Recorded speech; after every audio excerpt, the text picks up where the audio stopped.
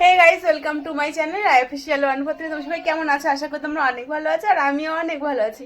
তো আজকে আবার একটা ব্লগ নিয়ে চলে আসলাম। মাঝখানে তো দুদিন ব্লগ দিতে পারিনি, তো আজকে আবার দিয়েছি। আর এটা হচ্ছে সেই দিনেরই ব্লগ শ্যুট করা।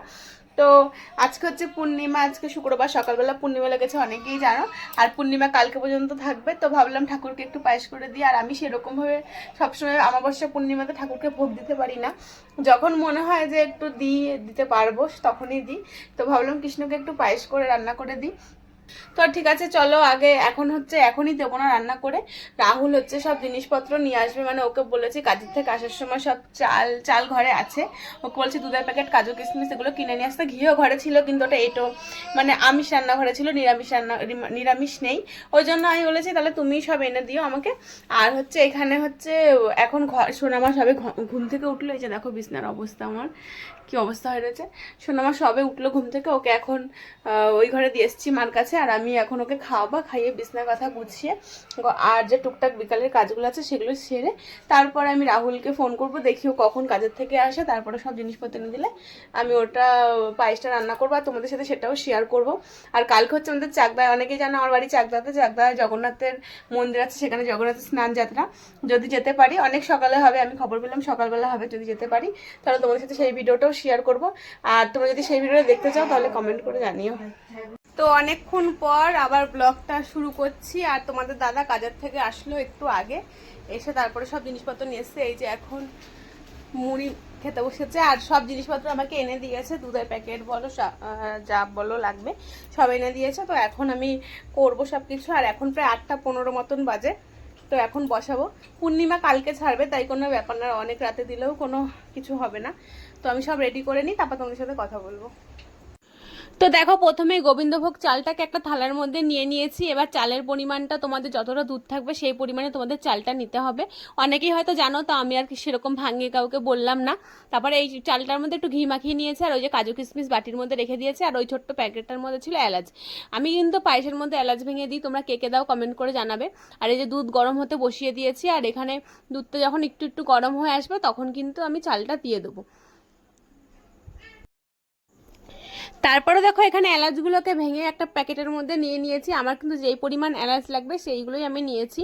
আর এখানে দেখো, তারপরে দুধের মধ্যে চালটাকে আমি দিয়ে দিয়েছি, ঘিয়ে মাখানো ছিল দুধটা, কিন্তু যখন গরম হয়ে গেছে তখন কিন্তু আমি চালটাকে দিয়ে দিয়েছি। আর কয়েকটা তেজপাতা ছিঁড়ে ওর মধ্যে দিয়ে দিয়েছি, আর এলাচটাকেও কিন্তু দিয়ে দিয়েছি। এলাচ দিলে কিন্তু দুধের মধ্যে পায়েসটার গন্ধটা খুব সুন্দর আসে, ওই জন্যই কিন্তু এলাচটা দেওয়া, আর কিছুই না।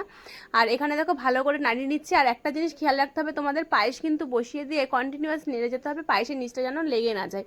পায়েসটা যদি একবার নিচ থেকে পোড়া লেগে যায় তাহলে কিন্তু পায়েসটা খেতে একদমই ভালো লাগবে না। আর ওই বাটির মধ্যে কাজু কিশমিশটা জলে একটু ধুয়ে নিয়ে ভিজিয়ে রেখে দিয়েছি। আর ওই প্যাকেটটার মধ্যে তোমাদের যেটা দেখালাম ওটা চিনি।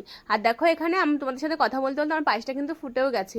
আর আমি কিন্তু কন্টিনিউয়াস দাঁড়িয়ে দাঁড়িয়ে ওখানে নেড়েই যাচ্ছিলাম। তোমাদের কিন্তু পায়েস রান্না করলে ওরকমভাবেই নাড়তে হবে। আর এখানে দেখো, আমি রাহুল তোমাদের এই ভিডিওটা করে দেখাচ্ছে। এখানে দেখো কৃষ্ণ ঠাকুরটাকে তোমাদেরকে রাহুল দেখালো। আমার কিন্তু এই তোমাদের সাথে কথা বলতে বলতে রান্না হয়ে গেছে, আর সব ঠাকুরকে আমি কিন্তু গুছিয়েও দিয়ে দিয়েছি। দেখো কি সুন্দর করে আমি গুছিয়ে দিয়েছি। আর এখানে না একটা জিনিস হয়েছে, আমি ঠাকুর যখন গুছাচ্ছিলাম তখন সোনামা কিন্তু এসে মায়ের যে গুরুদেব অনুকূল ঠাকুর তাকেও এনে আমার হাতে দিয়েছে, মানে তাকেও পুজো দেওয়ার কথা সোনামা বলেছে, তাই জন্য আমি দিয়ে দিলাম। ও কিন্তু বলতে পারে না, কিন্তু ও বুঝিয়ে দিয়েছে, তাই ওনাদেরকেও পুজো দিয়ে দিয়েছি। আর এখানে দেখো কি সুন্দর করে আমি পুজো দিচ্ছিলাম, আর রাহুল কিন্তু এই ক্লিপগুলো নিচ্ছিল। আমি ওকে বলে দিয়েছি সুন্দর করে একটা ভিডিও তোলো, যেটা ফেসবুকে ছাড়বো।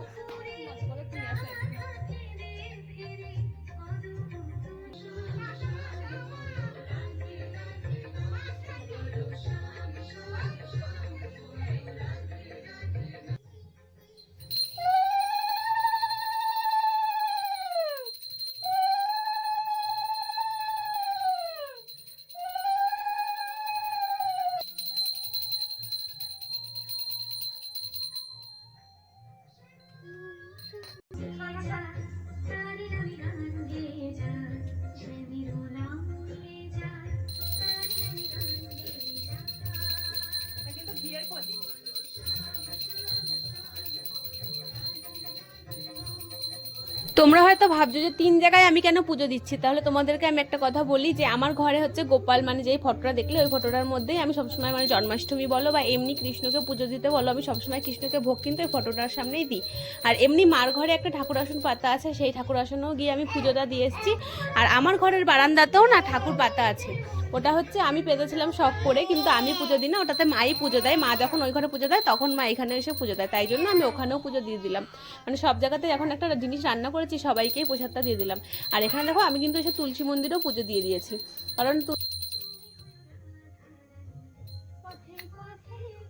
তো দেখো আমি তুলসী মন্দিরে পুজো টুজো দেওয়া হয়ে গেছে, ঘরেও পুজো দেওয়া হয়ে গেছে, আর মার ঘরেও গিয়ে আমি ঠাকুর আসনে পুজোটা দিয়ে এসেছি। এখন আমি গিয়ে দরজা টরজা দিয়ে ঘরে বসে থাকবো।